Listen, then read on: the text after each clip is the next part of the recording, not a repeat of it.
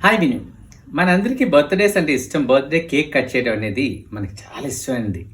So, కొంచెం ఇప్పుడేం tradition మారిపోయి మిడ్‌నైట్ ఒక కేక్, మార్నింగ్ ఒక కేక్, ఈవినింగ్ ఒక కేక్, తర్వాత బర్త్‌డే పార్టీకి ఒక కేక్ అలా 4 కేక్స్ కట్ చేస్తున్నాం.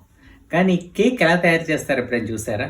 అన్ని బేకరీస్ ఇలా ఉంటాయని నేను చెప్పట్లేదు. కొన్ని బేకరీస్ స్టాండర్డ్స్ మెయింటైన్ చేస్తాయి. సహజంగా బేకరీస్‌లో బేక్ చేసే కేక్స్ ఉంటాయి. కేక్ మేకింగ్ ప్రాసెస్‌లో ఐసింగ్ ఒక పార్ట్ అయితే కేక్‌ని బేక్ చేయడం అనేది ఒక ప్రాసెస్.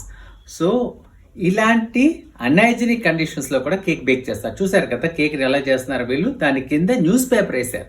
అసలు న్యూస్ పేపర్ వాడకూడదు. ఎందుకంటే న్యూస్ పేపర్‌లో ఉండే ఆ ప్రింటింగ్ యూజ్ చేసే ఇంక్ లెడ్ ఉంటుంది. అది చాలా డేంజరస్. హ్యూమన్ బాడీలోకి ఎంటర్ అవ్వకూడదు. సో, అలాంటిది ఏం చేస్తున్నారు వీళ్ళు హై టెంపరేచర్‌తో బేక్ చేసేసారు కేక్‌ని. ఎందుకంటే త్వరగా ఆ ట్రే నుంచి ఊడి రావడం కోసం ఏం యూజ్ చేయాలి తెలుసా అండి? అక్కడ బటర్ పేపర్ యూజ్ చేయాలి. అది ఎక్స్పెన్సివ్. ఎందుకు వచ్చింది? ఫ్రీగా మార్కెట్లో న్యూస్ పేపర్ దొరుకుతుంది, వాడేద్దామని వాడేశారు. నెక్స్ట్ ఎంత అన్హైజీనిక్గా ఆ స్లాబ్ మీద ఆ కేక్ని వేసి కట్ చేస్తున్నారు చూసారా?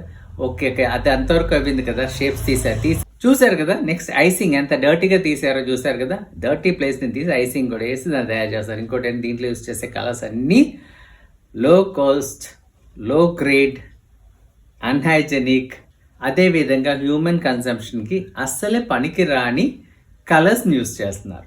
సో ఇలా డర్టీ ప్లేస్లో, డర్టీ ప్రాసెస్లో తయారు చేసిన కేక్ ఏం చేస్తున్నారు వాళ్ళు? దాని మీద 2 పేర్లు రాసి 3 పూలు పెట్టినప్పటికీ అది చాలా అందంగా ఉండి ఇంటికి తీసుకొచ్చి మనం పార్టీ చేసుకొని కట్ చేసుకొని మనం తింటున్నాం. ఒక్కసారి ఆలోచించండి, మనం తినే ఫుడ్ ఎంత డేంజరస్గా ఉందో ఒకసారి ఆలోచించండి. అంటే మీరు బర్త్డే చేసుకోవద్దు, కేక్స్ తినొద్దని కాదు, కాకపోతే తెలియాలి మనకి.